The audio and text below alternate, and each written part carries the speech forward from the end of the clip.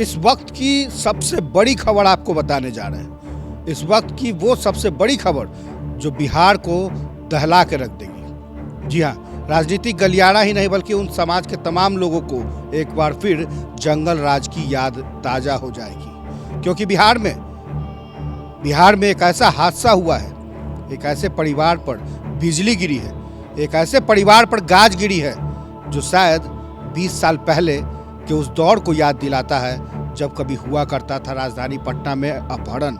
जी हाँ, अपहरण हुआ है। 16 मार्च को राजधानी पटना से सटे बेटा में एक शिक्षक के पुत्र की अपहरण की जाती है और अगले ही दिन 40 लाख रुपए की फिरौती मांगी जाती है। इस पूरे मामले में पटाक्षेप तब होता है जब जांच और अनुसंधान के साथ साथ बिहटा ईएसआई हॉस्पिटल के ठीक पीछे तुषार की लाश मिलती है, जली हुई लाश, एक ऐसी विक्षिप्त लाश जिसे देखकर एक बार फिर बिहार के कानून व्यवस्था पर सवाल खड़ा करता है। आखिर तुषार की हत्या क्यों की गई? आखिर तुषार अगवा क्यों किया गया? किडनैपर तक पटना पुलिस क्यों नहीं पहुंच पाई? ऐसे कई सवाल हैं जो अब भले ही अनुसंधान और उसके ऊपर इन्वेस्टिगेशन की टीम लगाई जाएगी, लेकिन हकीकत यह है कि शिक्षक पुत्र तुषार अब इस दुनिया में नहीं है। उसकी हत्या कर दी गई।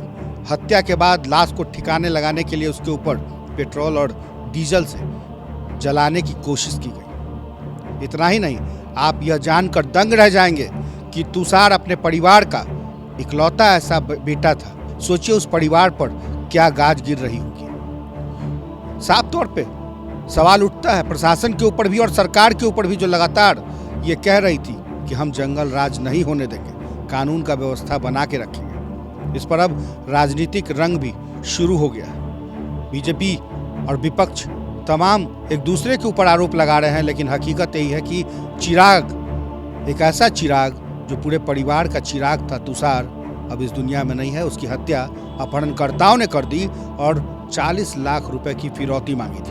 नहीं, ये तो हम लोग पहचान नहीं किए। शव मिलने के बाद हम लोगों ने तुरंत ये निष्कर्ष नहीं निकाला था कि बच्चे का शव है, लेकिन शव के आसपास कुछ ऐसी चीज़ें मिली थी जिसके आधार पर हम फर्दर इन्वेस्टिगेट करने लगे थे। और इन्वेस्टिगेशन के क्रम में, तकनीकी साक्ष्यों के क्रम में, संकलन के क्रम में बहुत चीज़ें ऐसी आई कि लेटर स्टेज पे ये लगने लगा कि ये दोनों घटनाएं एक दूसरे से जुड़ी हुई हैं। मुकेश ने इस बात को स्वीकार किया क्या? हाँ, मुश्किल से स्वीकार किया, ये तो हम पहले भी बताया, उसने स्वीकार किया। चाकू से मारा फिर नहीं, उसने जो बताया पूछताछ क्रम में कि उसने जो है पहले गला दबाया और उसके बाद ये श्योर होने के लिए मर गया कि उसको जो है फिर चाकू से मारा और उसके बाद शव को जलाया। सर, अपहरण के बाद मुकेश की एक्टिविटी क्या रही? उसे अपहरण किया, 1.5 घंटे मर्डर कर दिया, मर्डर करने के बाद फिर मैसेज किया उसी के मोबाइल से। देखिए, उसने, क्योंकि हमको सीसीटीवी फुटेज भी मिला है शव को जलाने का, वो 8:30 बजे का है। तो अब आप, जो हम लोग को सूचना मिली थी वो 6:30 बजे के आसपास बच्चे के गायब होने की मतलब बात कही गई थी सूचना में, और 8:30 बजे के सीसीटीवी फुटेज में स्पष्ट रूप से शव के जलाने की बात आ रही है। घटनास्थल जहाँ से बच्चे को ले जाने की बात बताई जा रही है, वहाँ से घटनास्थल जाने में लगभग आधे घंटे लगता है। तो रात को 8:30 बजे ही, उसके पहले ही उसकी हत्या कर दी गई थी, क्योंकि जो सीसीटीवी में आग जलने की स्थान दिख रहा है जहाँ से बाद में शव बरामद हुआ है, इसका मतलब 1.5 से 2 घंटे के बीच ही सारी घटना कर दी गई थी। और उसके बाद जो है वहाँ से ये आया था वापस जहाँ ये लॉज में रह रहा था। फिर जो है नेक्स्ट डे फिर गया वहाँ जहाँ शव जला हुआ था, वहाँ उसने फिर शव में दोबारा उसको जलाया। और फिर रास्ते में लौटने के क्रम में रात में फिर वहाँ से जो बच्चा था उसके गांव के सामने से फिर एक ऑडियो क्लिप जो है वो वॉइस चेंजर में रिकॉर्ड करके भेजी, और फिर वापस आके जो है ये नए स्थान पर ये रहने लगा था।